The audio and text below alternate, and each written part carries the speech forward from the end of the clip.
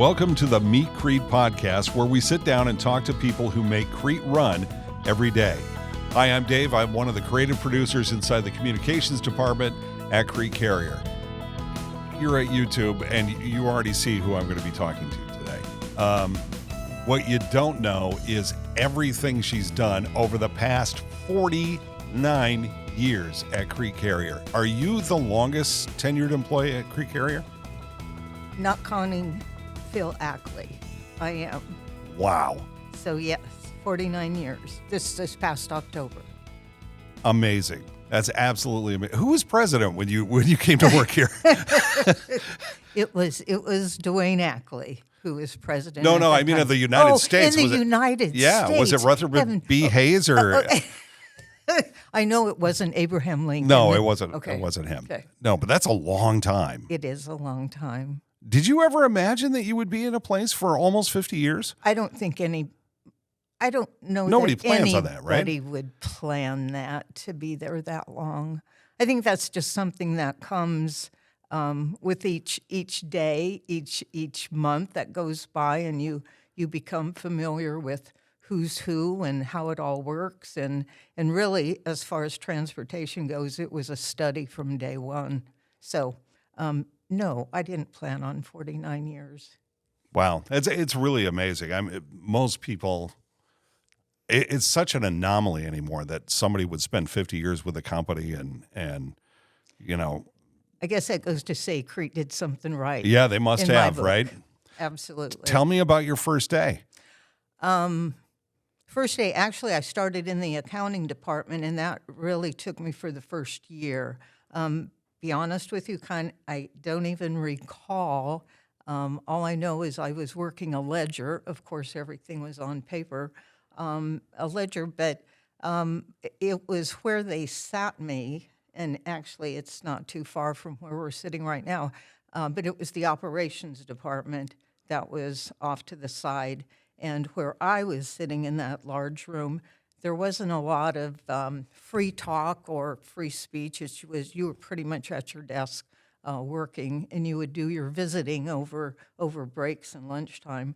But I noticed the operations department was kind of loud, noisy, and a lot going on. So I kind of had a hunch early on that I think I'd like to go check out what's going on in that room. They're the fun ones. The front room. Yeah.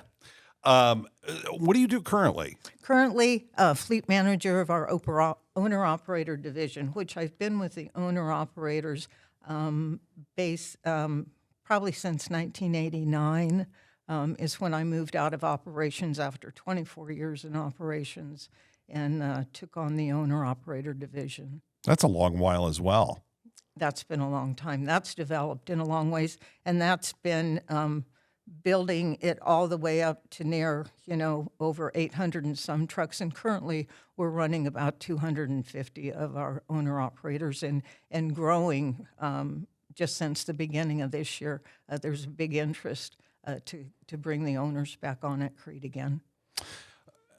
Your career is fascinating, and we'll get back to it a little bit later on, but we want to find out who you are. Oh. You've been here for 5 decades, but there's got to be more to you than Deb Maloy at work, right? You have a family?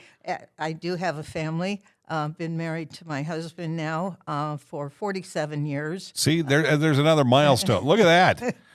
47. Well, we've been dating for 53 years, but I was 16, he was 18 when we met.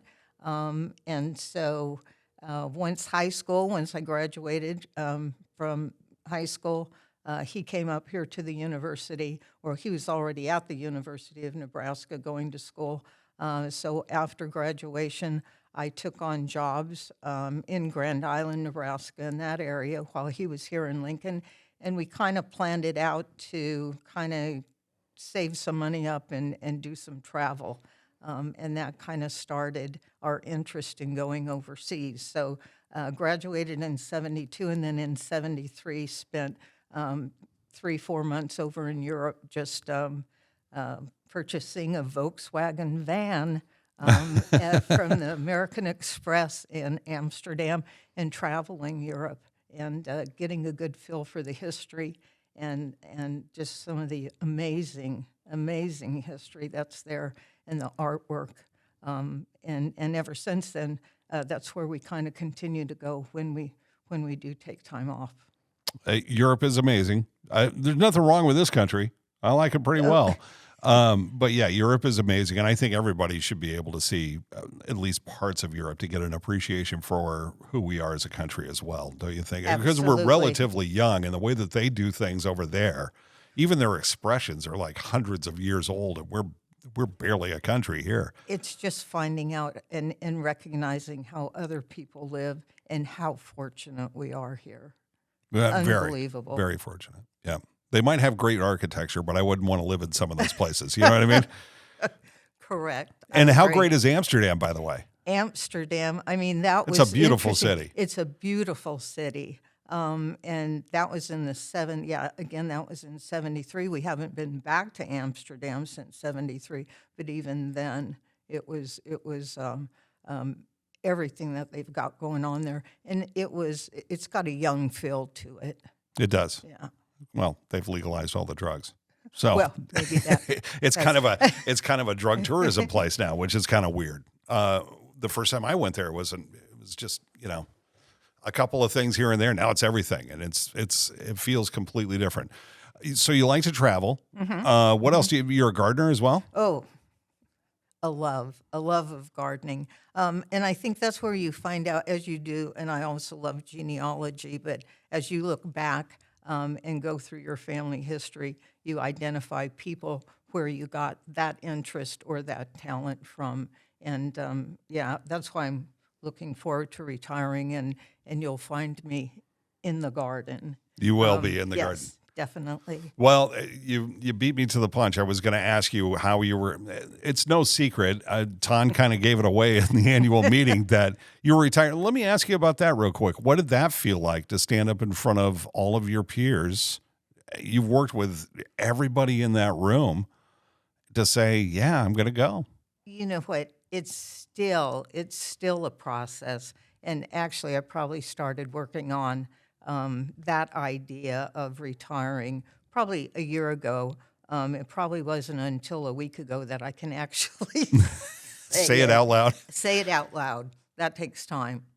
I'm sure. I mean, you get very attached to buildings and people and processes, and the human condition is based on a schedule. I mentioned to Ton, I've been here longer than any other place that I've lived or shared with my parents, or even the homes that you change, throughout your marriage.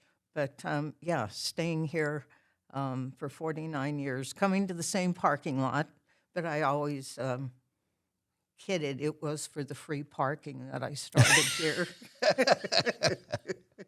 And it's still free parking. That's fantastic. You have a couple of boys and a couple of grandkids as well, right? Yes. I've got two sons, one in Omaha, and that's where his lovely bride and his two children, their two children, a grandson and a granddaughter, age 5 and 3. And then my youngest son is in Phoenix, Arizona, which he did 9 years in Chicago, the Chicago area, and currently now coming up on 2 years in Phoenix. When did you become interested in Crete? I'm just curious how you get to that. I mean, you're a young couple. You've seen the world a little bit. You've got, you're a little bit more worldly than you were when you were working at Fauner Park in Grand Island. So how did you decide to come work for a trucking company? I came to Lincoln to get a job, and there were two, and of course the newspaper. That's where you went to look for a job, was the newspaper. And there were two things that I interviewed for, and that was First National Bank here in Lincoln, and also Crete Carrier Corporation.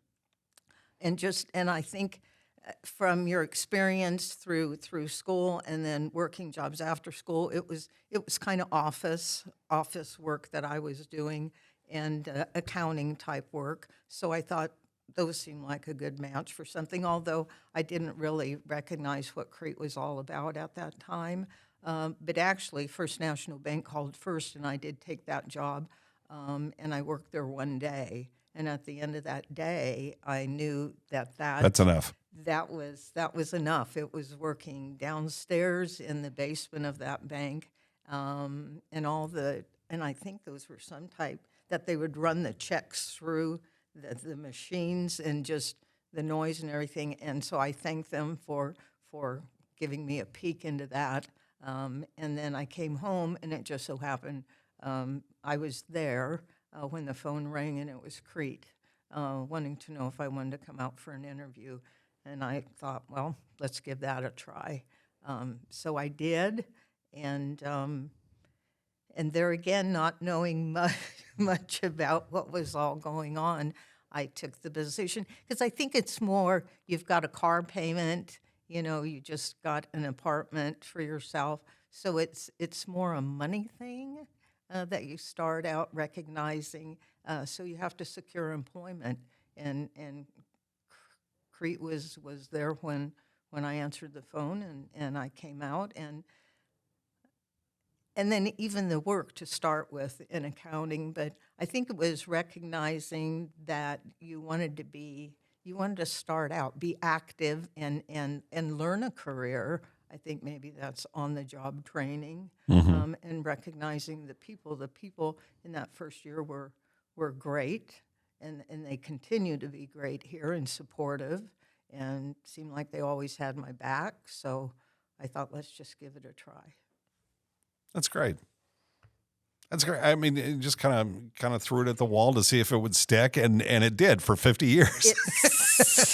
It really stuck. It really stuck. But you know what, then too, and I think it was the operations department, recognizing that there were just men. I think one thing you'll find in me, don't tell me I can't do something. That's always something. And then when I looked in that operations department, and I saw that it was the 6 dispatchers and one person that was doing the boards, that was a trigger to see if that might be a better fit. And then Crete was willing to give me a try, and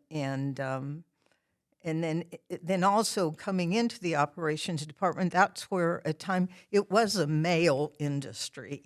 That room was very male. Yeah. And all the drivers, we maybe had a lady or a couple lady drivers, but it was showing myself and showing them that there's a place for women in transportation, and it worked out. It did? It certainly did. Real quick follow-up question: what does that feel like when you walk around the building and you see easily half the staff being female, female drivers in the terminal? It's and this is and they love it. They love it. It seems like the females, the women that we do have that are drivers, some are even we've got quite a few owner-operators. Really? I mean, they're maintaining their equipment. They know their equipment, and they've got husbands at home. They've got family at home, but they're the ones out there making it happen and bringing in great wages, and it works. And they just love being out there and backing those trailers and visiting with customers, and I think it's what the whole country can offer them too, as they travel, whether it's relatives or places they haven't been to check out and maybe go visit later. But there's a lot to be said for the women drivers, and that they feel safe enough to be out there too. Right, which is always a concern. Always. Yeah, for male or female, it's always a concern. You have a soft spot for drivers and what they go through and what they do, don't you? Absolutely. I think for what we do, and on the fleet side, we've got big ears, not literally, but it's not looking at the owner just as a person, but that family that's standing right there behind him, and how everything he does affects them. And that's from getting the miles, that they need. It's not just for him, but it's for that family and to keep that family whole. And the wives and the partners, girlfriends, all of them, that it takes somebody solid at home to look after everything else and make him feel comfortable enough and be safe enough and keep his mind, her mind, his mind on their driving and safely sharing the road with all of us. You're pretty concerned about people in general. And one thing that I do know about you is that you're pretty passionate about the blood drives and donating blood. Yes. So tell me Yes. a little bit about your history with that and why that's a big deal to you. Well, and you know what? I think too. That's I think some people needles don't bother you, but that's just has always been for me. Maybe knowing how many people don't or are not able to donate blood.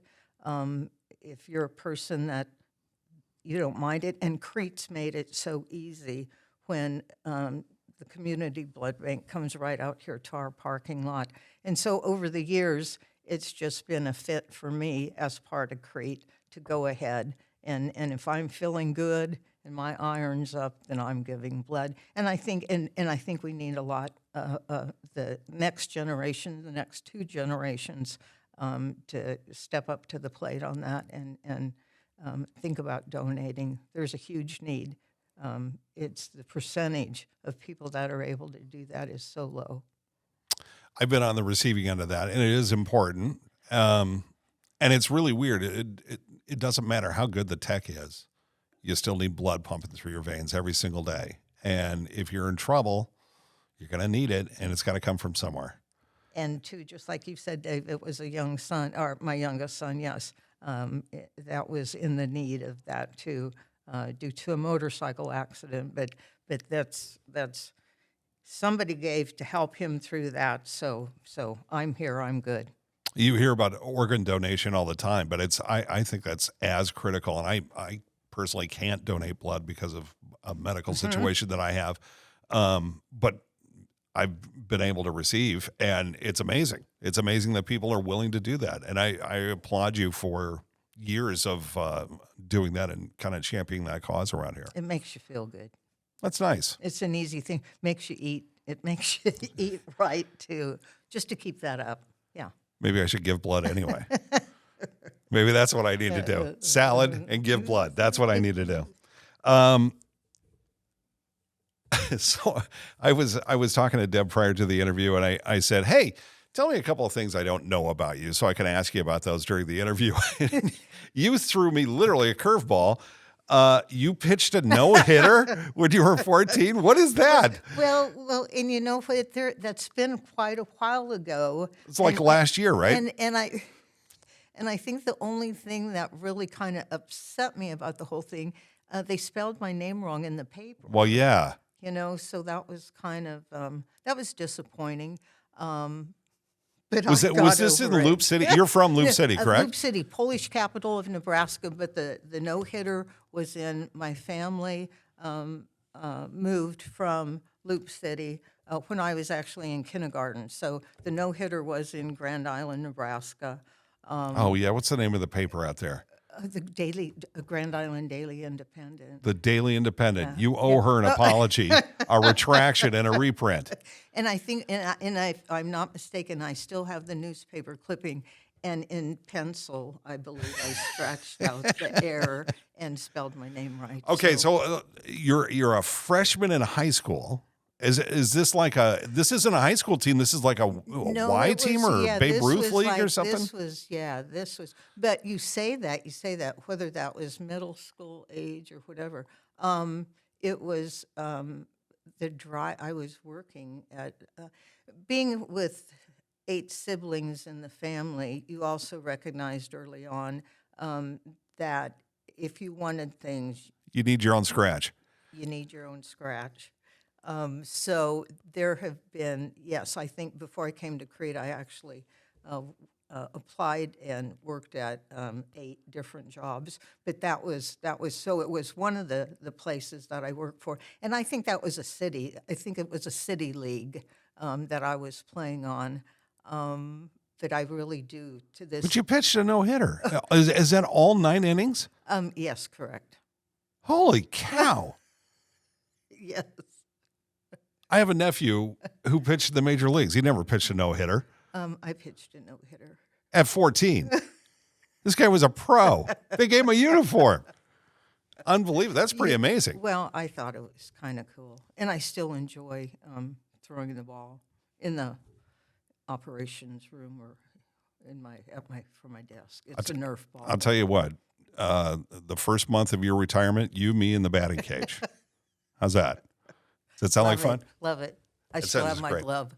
I want to thank you for sitting down, and I want to thank you for 50 years of service to this company and for blazing a trail for the women in the company and for setting a positive tone. We used to sit really close to each other. We never talked.